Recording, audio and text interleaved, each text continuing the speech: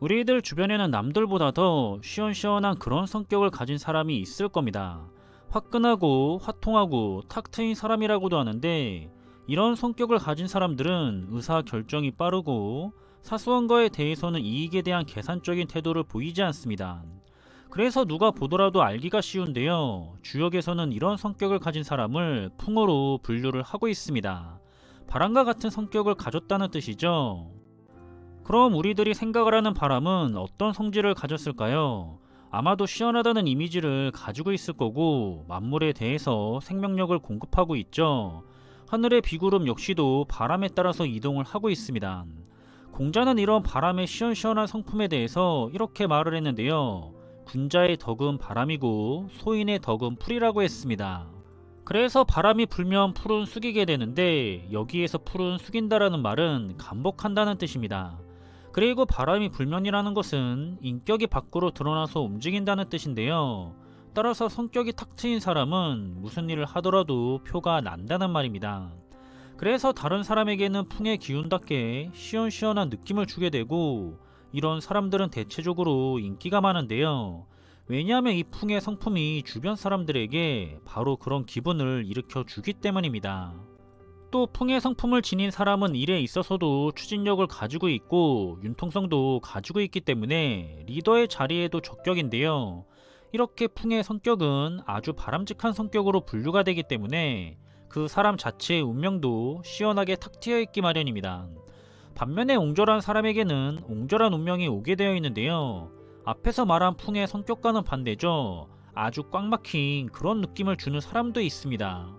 이런 사람들은 상당히 이기적이고 남의 입장은 전혀 고려하지 않습니다.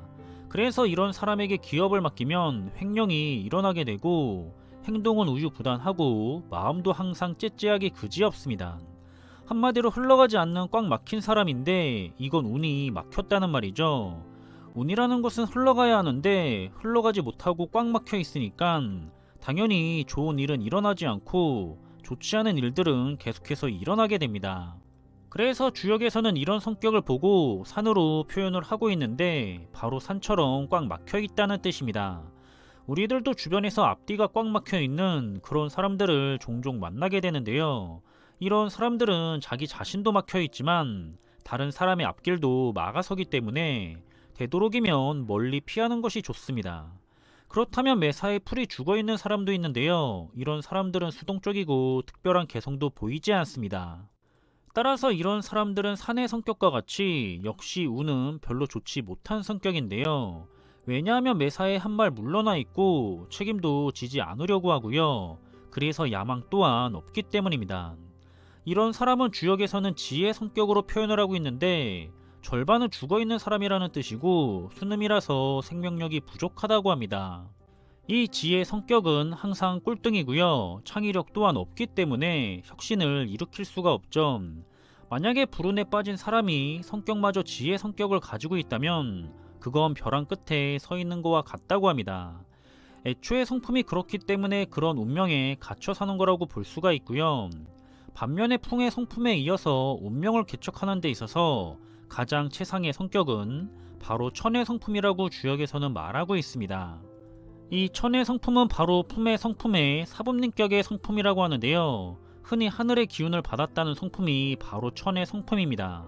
절대로 지치지 않는 영구적인 기운 그 자체를 천의 성품이 가진 특징이라고 하고요. 왜 천의 성품을 품의 성품에 대해서 사분린격의 성품이라고 하냐면, 바로 품의 성품의 문제는 지구력에 있는데, 천의 성품은 한없는 생명력, 한없는 지구력, 한없는 열정, 꺼지지 않는 태양과 같은 힘으로 인격에 대한 극한점이 바로 천의 성품이라고 합니다. 따라서 이 천의 성품은 한계가 없는 기운이라서 우리는 이걸 이상적인 목표로 살아가야 하는데요. 하지만 정말 보기 힘든 성품이기 때문에 우리는 이 천의 성품을 가장 많이 닮았다는 바로 한 단계 아래의 풍의 성품이죠. 이 풍의 성품을 먼저 우리는 오랫동안 유지하는 노력을 하면 좋다고 합니다. 따라서 이번 영상에서는 우리가 함께 이 부분에 대해서 생각을 해보면 좋을 것 같은데요. 운명을 이끌어내는 최상의 성품은 바로 풍과 천의 성품입니다. 반대로 운명을 끌어내리는 최악의 성품은 바로 상과 지의 성품이죠. 우리는 충분히 노력에 의해서 능동적인 방법으로 성품을 바꿀 수가 있는데요. 좋은 운명을 만드는 것은 좋은 성격을 만드는 거와 다르지 않습니다. 내가 꽉 막힌 성격이고 고집이 세고 우유부단하고 째째하고 유연하지도 않고 또 수동적인 성격을 가진 사람이라면 운명을 끌어내리는 성격이기 때문에 개선을 하려는 노력을 해야겠죠. 우선 풍의 성격을 가지도록 노력을 하는 것이 좋기 때문에 화통하고 화끈하고 추진력이 있고 융통성과 유연함이 있는 탁 트인 성격을 가질 수가 있도록 스스로가 집중을 해서 노력을 해야 할 겁니다. 평소에는 그냥 좋은 성격을 가질 수가 있도록 우리는 꾸준하게 단련을 해야 하고요.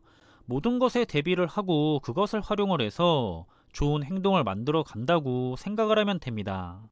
여러분들의 인생도 스스로가 만들어 가는데요. 현재 지금 자신이 좋은 성격이라는 풍과 천의 성품이 아니라 좋지 않다는 상과 지의 성품을 가지고 있지는 않은지, 남들이 나를 어떻게 평가를 하고 있는지 한번 잘 생각해 볼 수가 있는 그런 하루였으면 좋겠습니다.